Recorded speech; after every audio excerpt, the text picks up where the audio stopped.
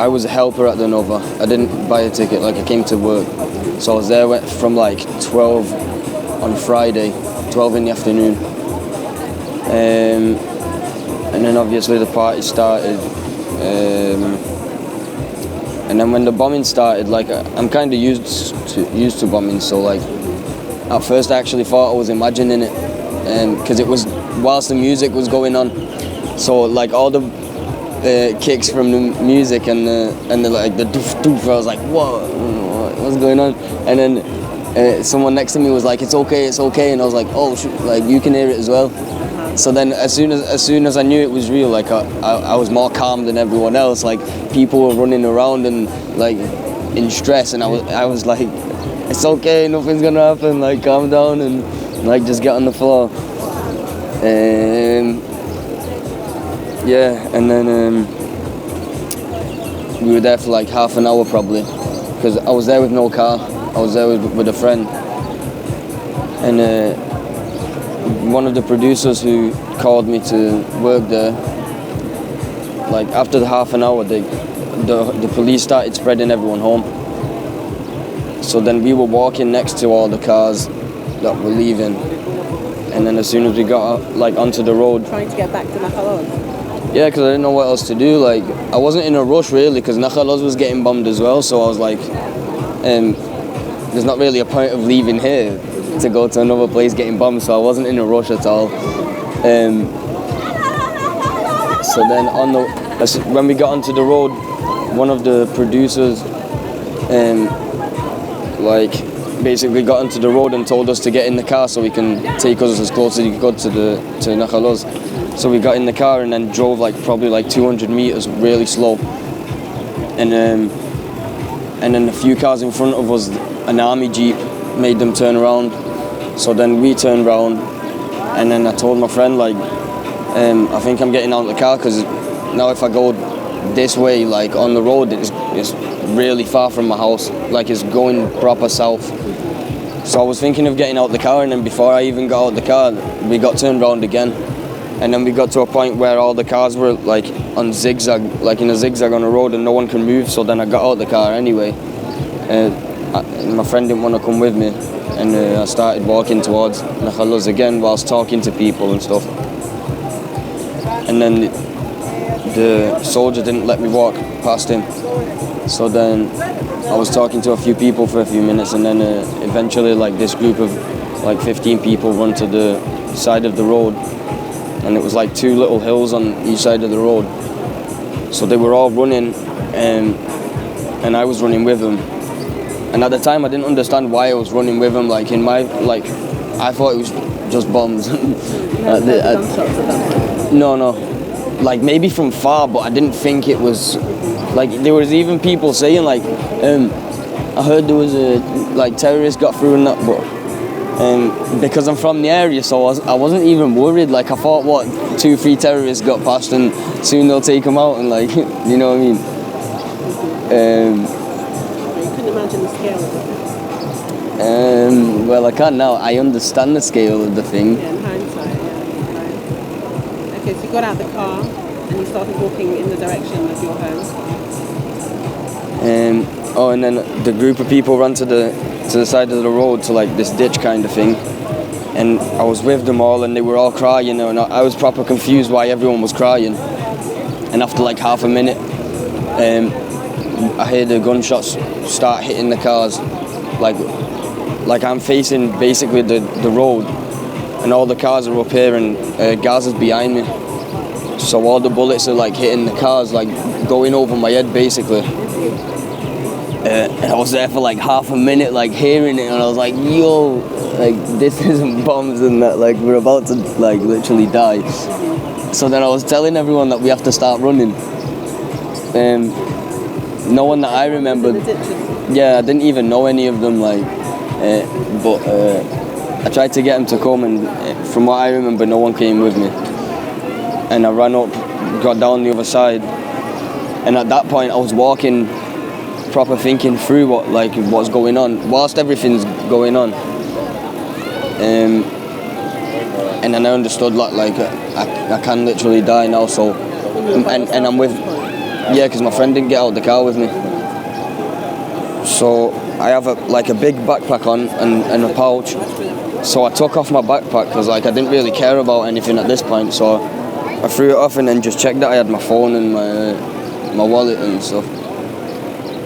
And then as soon as I checked that, the friend that I was in the car with called me and was shouting to me where am I and stuff. And at this point, I'm sure you saw the videos of on the field where all of literally everyone are just running on the field. So I was in the middle of the field on the phone trying to look for my friend, and I'm proper I'm took drugs and stuff, so I can hardly even see anything. And then he got all the way up to me, and then we started running together. And then I saw a police officer who got shot in the chest. And then I understood that it's real, whatever's going on. We kept running, got to the end of the field, to this big hill kind of thing. And then over this another field, and then into this into the woods. I was with my friend at the time, but then when I got out the woods, I was with 10 people that I didn't know, and I was walking with them for 2 minutes because everyone was tired of running at this point. We were just walking and asking if anyone has water and stuff like that. And then after a bit, we hear more shots behind us, so we all start running again. And then in the middle of the run, I noticed that that I'm alone now. So then I scream, I shout, "Can anyone hear me?" And no one answered me. And then I understood that no one's answering, yeah, exactly. So then I ran again, got to this fence, and then I was I'll climb over the fence because no one will climb over it. So I climbed over to the fence into this avocado field, and basically hoped that I was getting to the middle of it, and then it was really sunny, so I basically just laid under the trees and started calling my dad and basically anyone I could, but they didn't have signal in the kibbutz, so no one was answering me, so I didn't know what to do. I just put my phone down, started praying, and then after 5 minutes I started hearing gunshots and shouting from far, getting close. So then I was on 2%. So what I did was just call the first person I saw on my recent calls that isn't from the kibbutz, and it ended up being someone from Petah Tikva. And by the time she answered the call, there was 5 terrorists, and a row next to the row I was under, basically just running past and shooting and screaming. They ran past fast. All I saw was the feet. I saw from here down. Because imagine I'm under this row, and they're running after the next row. So basically, what's hiding me is the tree that they're next to.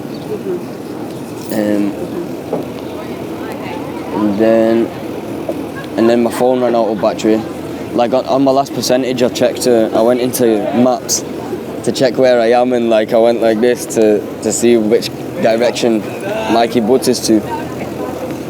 And then I ran out of battery, and then I thought to myself that I thought I go sleep and then wake up and hear silence, and then I'll know that they've dealt with it.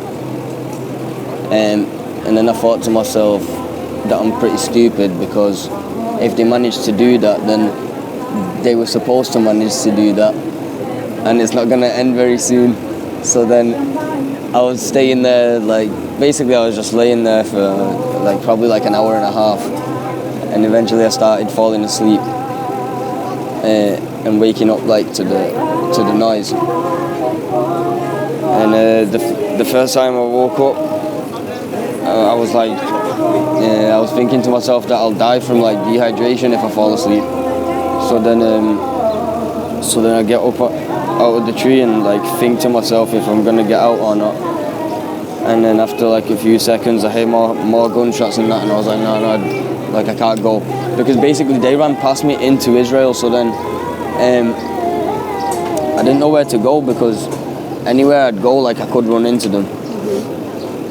So then I got back under the tree after I heard the shots, and then after like another half an hour I fell asleep again. And then I like came to a conclusion that I'm gonna die today, and I either from dehydration or getting shot. So the first thing that went through my mind was I don't want to die from not doing nothing. So then I got out the tree and then started walking towards Nakaloz.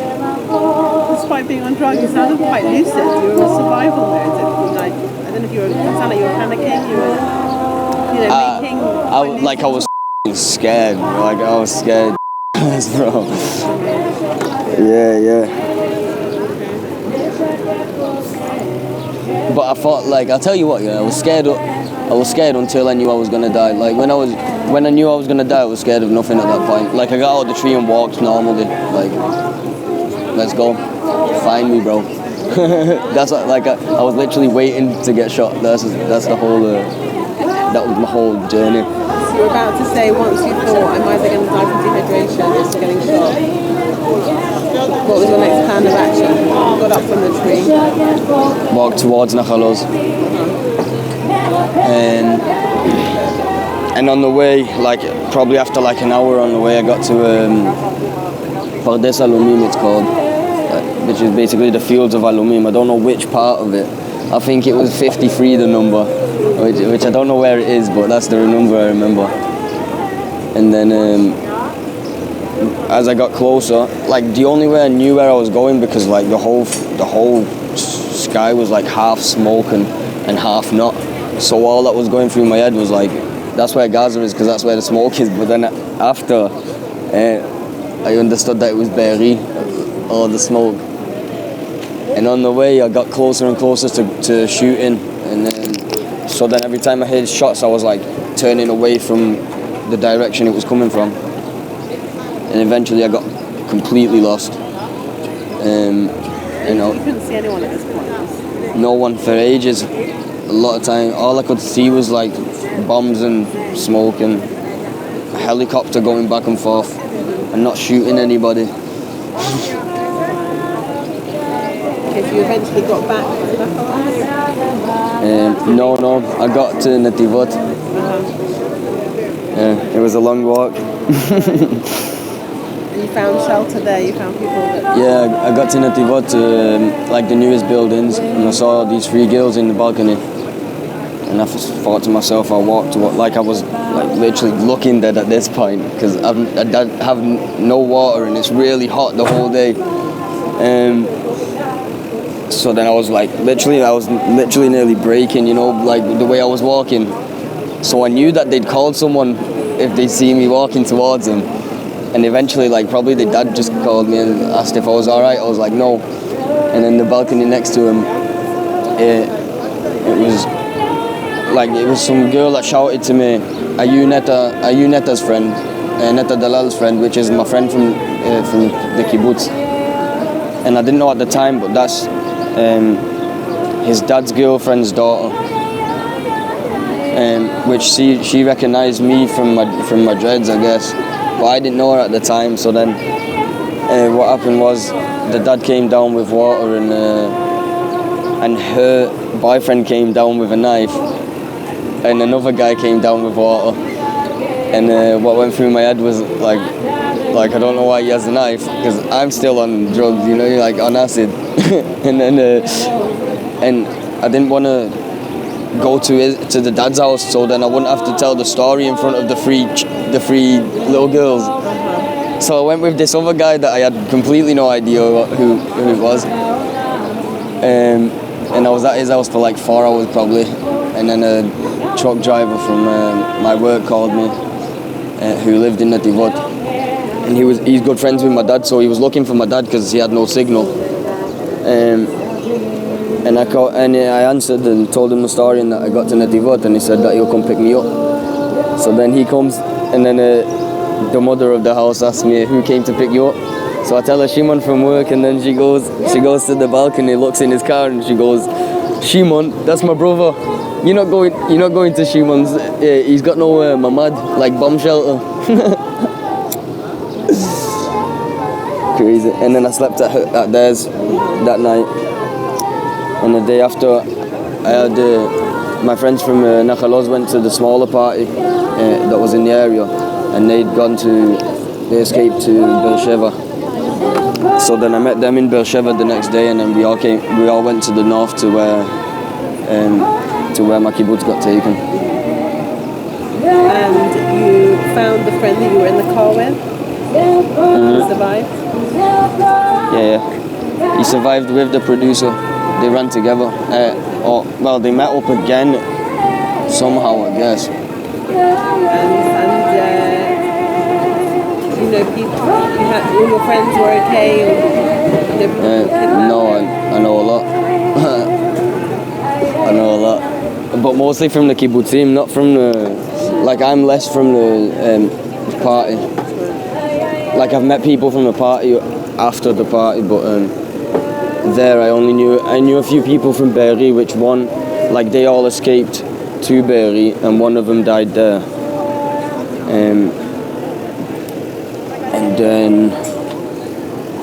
And yeah, I think that's all I knew at the party at the time. Everyone I lost was from the kibbutzim, because we all went to school together and everything. So like, we're all friends. We all grew up together. Like, everyone knows everyone now.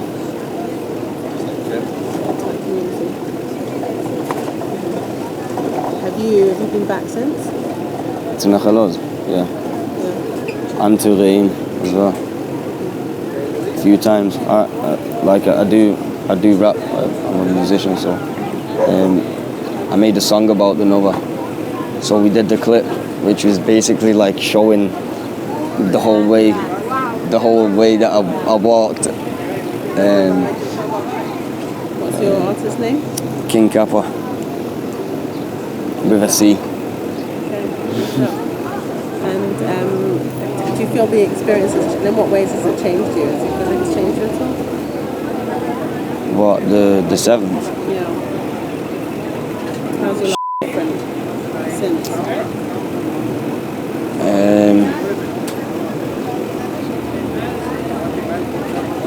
I'm living more. It's a good thing. Yeah. Okay. And people around you that were with you or from the kibbutzim, have you seen change? Like, how's it changed them? There's a lot of people that are more hurt than I am, but I think I just see God in everything, so... Definitely sounded like some celestial being was guiding you that day. Oh yeah, I was shouting to him very well. Like he was listening and holding your hand. Yeah. Facts. You said you come here every week, once a week. Yeah, like only last week I missed it, I think, because I had to look after my family's dogs, because I was the only one that stayed. And you've like formed a community here of people. Yeah, it's a big family now. You've been through a similar experience. Almost the same. We all support each other and talk to each other. Yeah, I think it's the only people we can actually talk to, like, and know that they understand whatever I'm saying. Like at the start, like, because I was the only one from the kibbutz that was at the Nova. So for the first week, I didn't even go to where the kibbutz was. I went to my family's in like some other kibbutz called Gan Shmuel. So I was there for a week because I didn't want to like hear their stories, because I knew they'd gone through and like I need to know whatever, like understand whatever I just went through in it. So I couldn't take it all at the same time. Like I couldn't even go to funerals, me.